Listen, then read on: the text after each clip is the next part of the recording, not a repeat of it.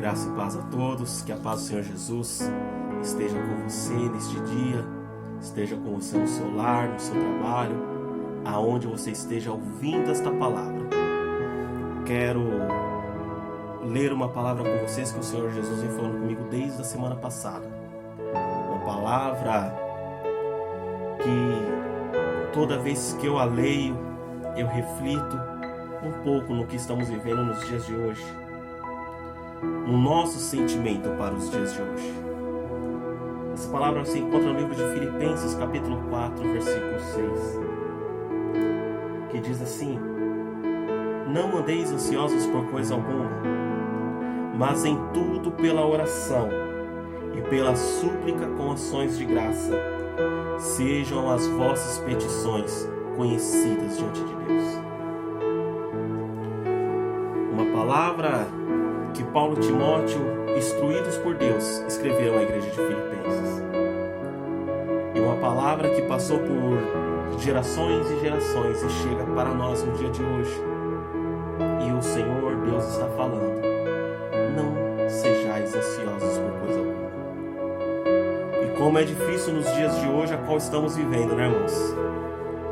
De repente, nossa rotina mudou, a nossa vida mudou, o nosso tempo, aquilo que fazíamos, de repente mudou, se transformou. A nossa vida virou de cabeça para baixo, porque tivemos que acostumar com uma nova rotina. Acabamos tendo que ficar, alguns mais presos dentro da sua casa, outros podem sair, mas é da casa para o trabalho, do trabalho para casa, e de repente tudo se transformou.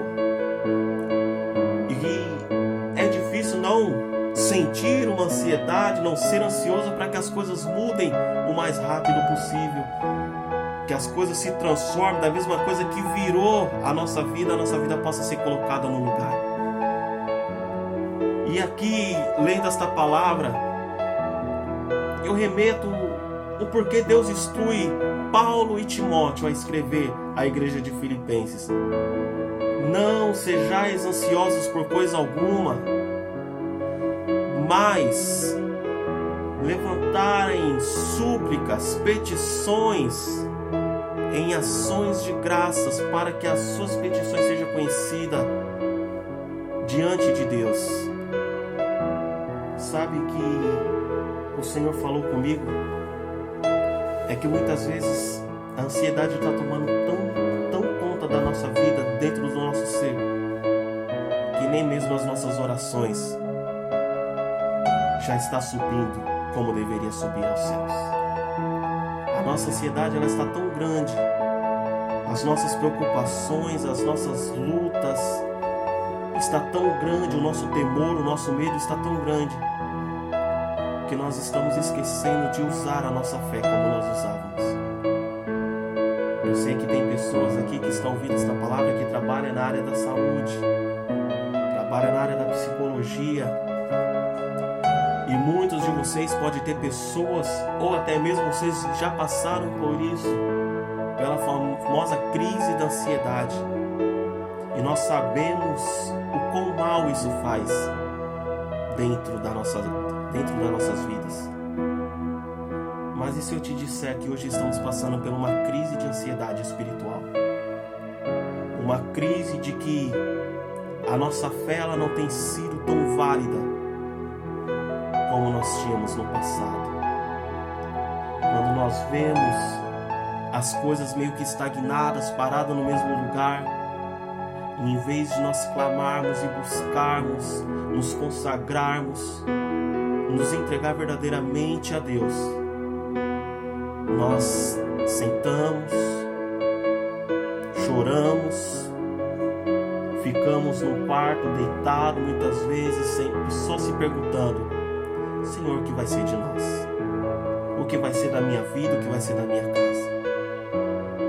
Quando Paulo e Timóteo, eles são instruídos a escrever esta carta à igreja de Filipenses, eles chegam nessa parte em que eles falam: olha, não sejais ansiosos por coisa alguma, mas use as vossas fé.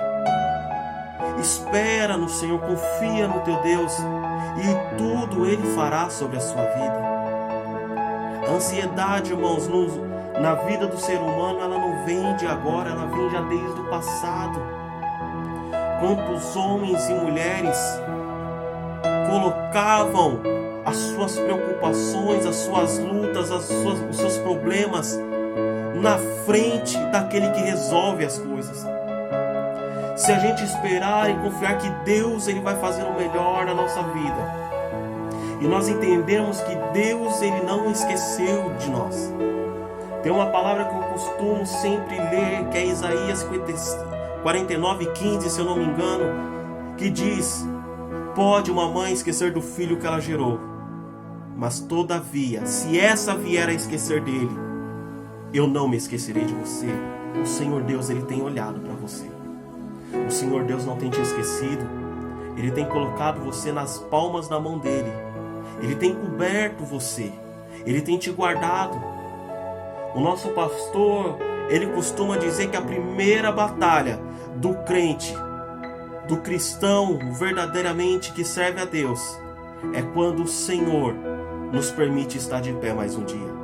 Essa é a primeira batalha, esse é o primeiro testemunho que nós podemos concluir, dizendo: olha, eu estou de pé mais um dia, porque Deus, Ele permitiu que eu vencesse essa batalha. Eu estou de pé mais um dia, porque Deus me deu a vitória de eu estar vivo mais um dia. Eu sei que as lutas podem vir, as provações podem vir, mas como a primeira batalha eu já venci, eu tenho certeza que o meu Deus vai fazer eu vencer as outras.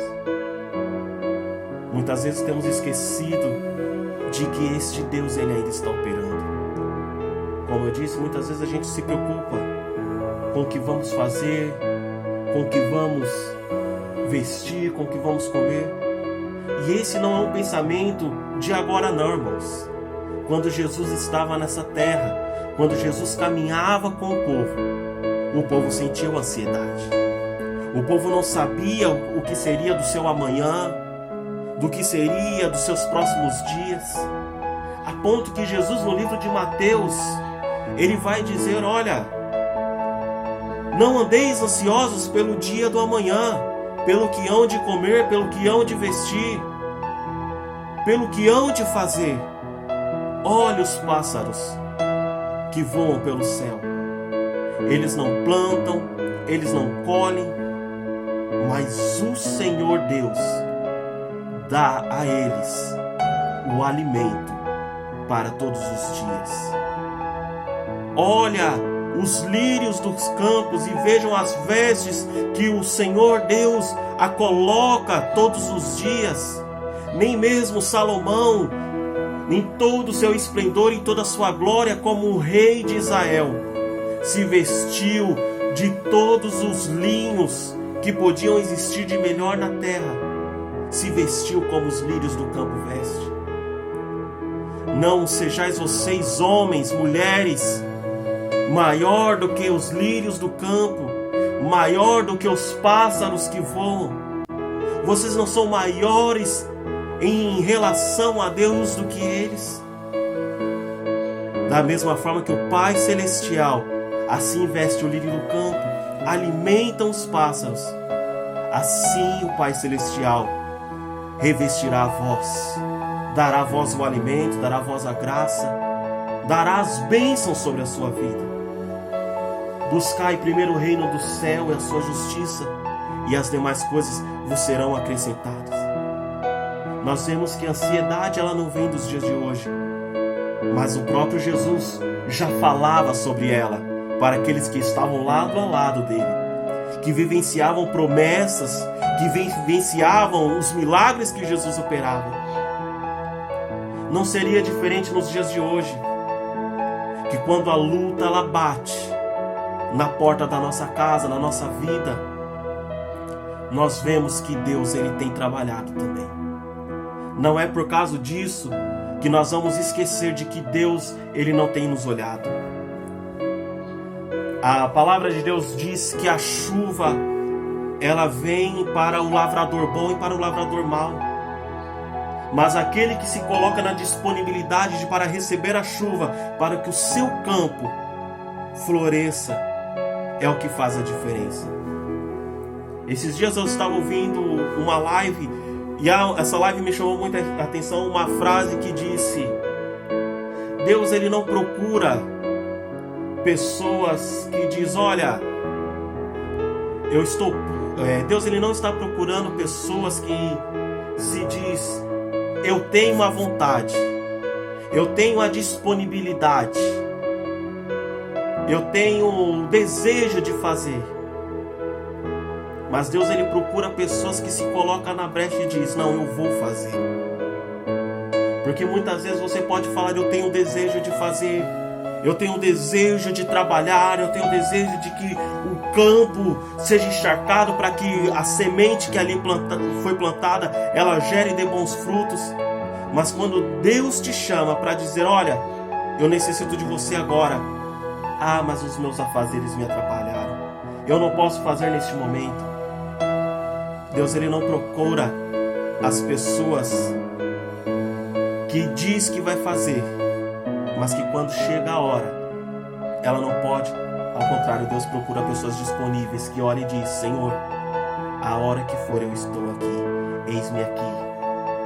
Eu quero te dizer, no dia de hoje, que Deus, ele não te esqueceu. Deus, ele não fechou os céus para que a chuva não possa cair aí no seu terreno, aí no seu campo. As sementes que foram plantadas na sua vida, as promessas que foram plantadas sobre a sua casa, sobre a sua família, sobre os seus filhos, sobre o seu marido, sobre a sua esposa, elas ainda não acabaram, elas não morreram. Deus, ele está preparando a chuva e ele vai mandar a chuva. Mas Deus, ele requer algo de você também. Ele requer que você esteja preparado para que o seu campo possa receber essa chuva. Como eu disse, a palavra do Senhor vai dizer que havia 2 lavradores. E Deus iria mandar a chuva, pois aqueles 2 homens necessitavam. Só que um foi preparar o terreno, enquanto o outro não fez nada. Quando Deus diz que vai derramar algo sobre a sua vida, vocês têm que estar preparados. Você tem que vivenciar aquilo. Quando Jesus, ele fala para aquele povo, não sejais ansiosos pelo amanhã, pelo que vão comer, pelo que vão vestir. E ele cita o pássaro, ele cita o lírio do campo. Ele vai terminar dizendo, buscai o reino dos céus em primeiro lugar, a sua justiça, e as demais coisas Deus fará sobre a sua vida. Ele está falando, eu não estou recolhendo as minhas mãos para que eu não vou te abençoar. Ao contrário, eu estou dizendo que eu vou te abençoar. Mas você primeiro precisa fazer a sua parte. Você primeiro precisa buscar o reino dos céus. Primeiro você precisa buscar a graça de Deus. Deus, ele cuida de tudo. Ele zela por todas as obras que ele criou. Falando em obras que ele criou, a palavra de Deus no livro de Romanos, capítulo 9, versículo 20, vai dizer, aleluias, mas, ó homem, quem és tu que a Deus replicas? Dirá a criatura formada ao Criador, por que me fizeste assim? Aqui nós vemos Paulo escrevendo à igreja de Romanos, dizendo, olha, quem somos nós para questionar a obra de Deus sobre as nossas vidas, para questionar o que Deus fez sobre as nossas vidas? Irmãos, voltando a falar sobre a ansiedade faz a gente querer vivenciar as coisas tão rápido, faz a gente querer vivenciar as coisas assim, no estralar de dedos, e a gente às vezes não percebemos que o que nós passamos às vezes é um plano de Deus para as nossas vidas. Nós somos implicantes, nós achamos que Deus, ele tem a obrigação de fazer as coisas na hora que nós queremos, na hora que precisamos. Olha, eu estou passando pelo desemprego e Deus tem que me abrir a porta de emprego agora. Ah, irmão, se fosse assim tão fácil. Nós implicamos com o Senhor muitas vezes. Senhor, pessoa que não é nem servo teu já foi abençoado e eu aqui nessa situação. A angústia dentro de nós começa a falar mais alto e a gente começa a questionar muitas coisas. As coisas que Deus tem pra gente e a gente não vivencia por causa que a ansiedade, a angústia, os problemas começam a falar mais alto. Nós somos a criatura. Nós fomos criados. Nós somos uma obra que um artista nos fez. E ele sabia a forma que ele queria dar para nós. Eu ouvi uma pregação ontem, se eu não me engano, e o pregador me falou algo que eu vivenciei quando eu era criança, quando eu estava no ensino fundamental, e ele conta a mesma coisa, que quando ele estava no ensino fundamental, aconteceu a mesma coisa com ele. Uma empresa chegou na escola com uns quadros, acho que muitas pessoas já viram desse quadro, algumas pessoas devem ter passado pela mesma coisa, e era um quadrinho que era uma agulha que você colocava tipo uma lã, e aquela agulha onde você via um quadrinho com bastante quadradinhos, e onde você colocava aquela agulha, seguindo aqueles quadradinhos, ela formava um desenho. E ele conta uma história de que ele pediu ao pai dele para comprar aquilo para ele, e então o pai dele compra. Só que o pai, com medo, porque a agulha era muito fina, com medo do filho se machucar, o pai então pega aquele quadro e começa ele a trabalhar com aquele produto. E o filho fica olhando o pai trabalhando, o filho fica olhando o que o pai está fazendo, e o pai vai furando quadradinho por quadradinho. E aquele quadro, o pai está voltado para cima, para o filho voltado para baixo, e o filho olhando. E o filho começa a questionar o pai. Olha, pai, o que você está fazendo? Não estou entendendo nada. O desenho que você está fazendo, o que eu estou olhando aqui não dá para ver nada. Tá um monte de cor misturada e não sai nada de desenho. E o filho olhando por baixo, mas o pai vendo o que ele estava fazendo em cima. E de repente o filho só questionando o pai: olha, pai, não estou entendendo esse desenho que você está fazendo, tem nada a ver, acho que o senhor está fazendo errado, o senhor está fazendo de uma forma errada, se eu fizer, acho que vai ser melhor. Só que, irmãos, esse quadrinho, quem conhece sabe, embaixo você não consegue entender o desenho o que a pessoa está fazendo em cima. Embaixo você não consegue entender o que está acontecendo na parte de cima. Sabe o que eu quero te dizer com isso? É que muitas vezes a gente não espera para ver o que a obra em cima, o que o Criador em cima está fazendo para a obra que está vendo embaixo. Quando o pai termina de fazer o desenho, ele vira o quadro e mostra o que estava preparado em cima. Não é a mesma coisa do que está embaixo. O filho se surpreende. Eu quero te dizer a mesma coisa. É assim a nossa vida com Deus. Talvez nós sejamos esse quadro. Talvez nós sejamos o filho que está vendo o quadro pela visão errada, pela visão de baixo. O que nós vemos aqui embaixo não é o que Deus tem preparado para nós em cima. O que nós vemos aqui embaixo, o desenho que está sendo preparado naquele quadro, não é o que Deus está preparando, não é o que nós estamos vendo embaixo. Embaixo a gente vê uma coisa que a gente não entende, uma coisa que a gente não compreende, uma coisa que a gente questiona, uma coisa que a gente pergunta a Deus por quê, até quando vai acabar, não estou entendendo. Na nossa vida é assim. Então, quando Deus termina a obra, Ele vira para mim e para você e mostra o que Ele queria. Eu quero te dizer que Deus, Ele tem preparado uma obra sobre a mim e sobre a sua vida. Muitas vezes a gente não entendemos, não compreendemos, mas a gente entende de que o que Deus tem para nós é melhor, é maior, mesmo sem entender, mesmo sem compreender a situação que nos levaram a vivenciar o melhor de Deus. Lá na frente, Deus vai mostrar o porquê. tudo que acontece na nossa vida é ensinamentos da parte do Senhor. Tudo que acontece na nossa jornada é ensinamentos da parte de Deus para mim e para você. Tá difícil? Tá. Não sou hipócrita em dizer que não está difícil. Não sou hipócrita em dizer que eu também não me sinto ansioso às vezes de dizer: Senhor, muda essa situação. Eu quero voltar à minha rotina normal. Mas hoje eu entendo de que eu não posso ser ansioso pelas coisas deste mundo. Mas eu tenho que ver e entender de que tudo que nós passamos é algo que Deus tem a ensinar para nós. Quero te dizer mais uma coisa. Eu estava esses dias dirigindo, e enquanto eu estava ali dirigindo, isso faz parte da ansiedade.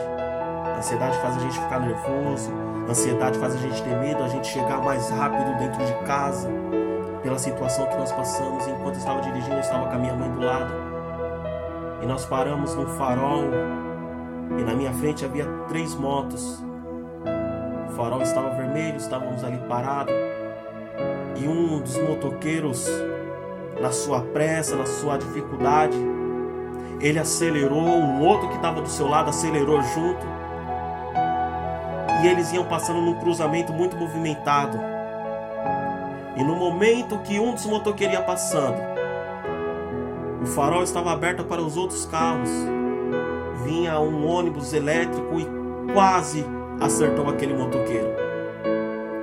Então eu olhei para Deus e falei: Senhor,